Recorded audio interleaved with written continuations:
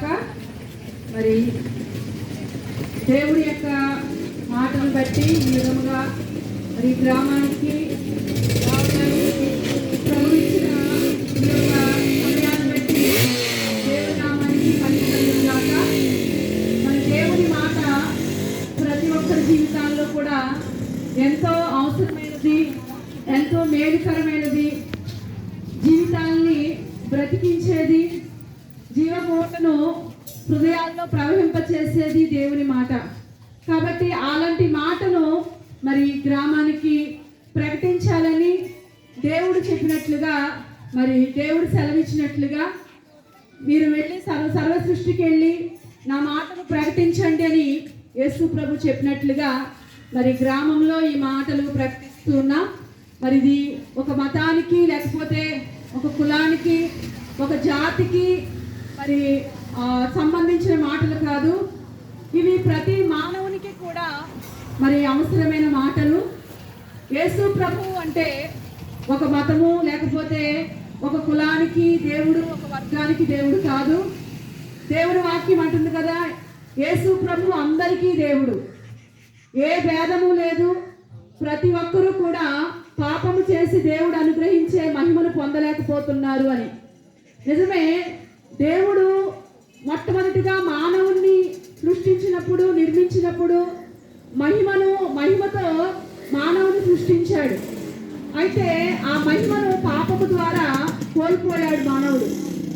కోల్పోయిన ఆ మహిమను మళ్ళా తిరిగి ఇవ్వడానికి ప్రభు అయిన యేసుక్రీస్తు ఈ లోకానికి నరావతారుడుగా వచ్చాడు. ఆయన నరావతారుడుగా ఈ భూమి మీదకి వచ్చి 33.5 సంవత్సరాలు మనుషుల మధ్యలో జీవించి మానవాళి అంతటి వరకు కూడా తన ప్రాణాన్ని పెట్టాడు. తన ప్రాణం పెట్టి సిలువలో ఆయన రక్తాన్ని కార్చాడు. ఎవరైతే ఆయన రక్తంలో కడగబడతారో, మరి ఆయన రక్తంలో కడగబడి పాపము నుండి క్షమాపణ పొందుకుంటారో, మరలా పోగొట్టుకున్న మహిమను తిరిగి పొందుకుని మరి నిత్యము కూడా ఆయనతో ఉండే ఆ భాగ్యాన్ని దేవుడు కలగజేయటానికి లోకానికి ఆయన మార్గముగా వచ్చాడు.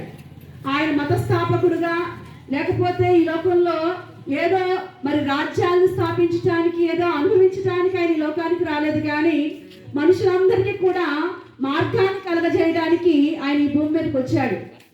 ఎవరైతే ఆయన యందు విశ్వాసం ఉంచుతారో, ఎవరైతే ఆయన నిజరక్షకుడని తెలుసుకుంటారో, వారందరూ హృదయాల్ని ఆయన తెరిచి హృదయాల్లో ఆయన నివాసం ఉంచే దేవుడు. ఎందుకంటే బైబిల్ గ్రంథం అంటుంది కదా, హృదయం అనే తలుపు నద్దు నుండి తట్టుచున్నాను అంటున్నాడు. ఆయన మరి స్వరం విని ఎవరైతే హృదయం అనే తలుపులు తీస్తారో ఆయన నీ హృదయంలో నివాసం చేయడానికి ఇష్టపడుతున్నాడు.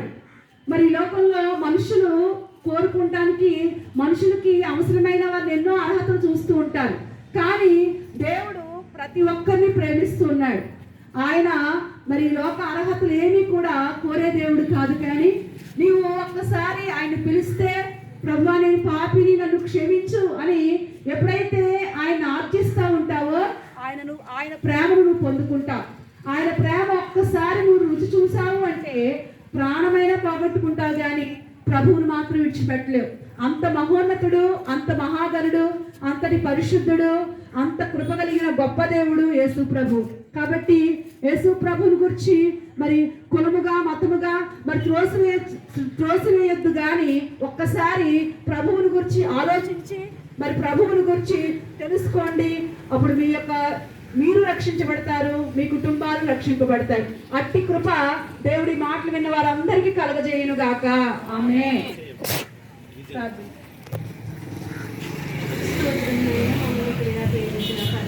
మా తండ్రి పరిశుద్ధుడానికి వందనాలు. మీ దాసురాలు ద్వారా ప్రభా ఇదిగో నాయన కొన్ని మాటలు బోధించి ఉండగా ఈ మైక్ యంత్రం ఎంత దూరం అయితే వినిపించిందో నాయన ఆయా స్థలాల్లో ఉన్న వారితో మాట్లాడారని నమ్ముతున్నాను.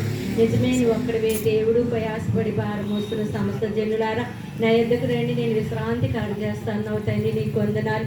ఎవరికైతే సమాధానం లేదో ఈ మాటలు వాళ్ళ హృదయంలో దూచుకుని నాయన ఆ మాటలు వాళ్ళ హృదయం తెరవబడుటకు మీరే సహాయం చేయమని, మా ముందు వెనుక కూడా నీ దూతను పంపించమని త్వరగా రాని యేసు నామములో అడిగి వేడుకుంటున్నాం పరమ తండ్రి. ఆమేన్.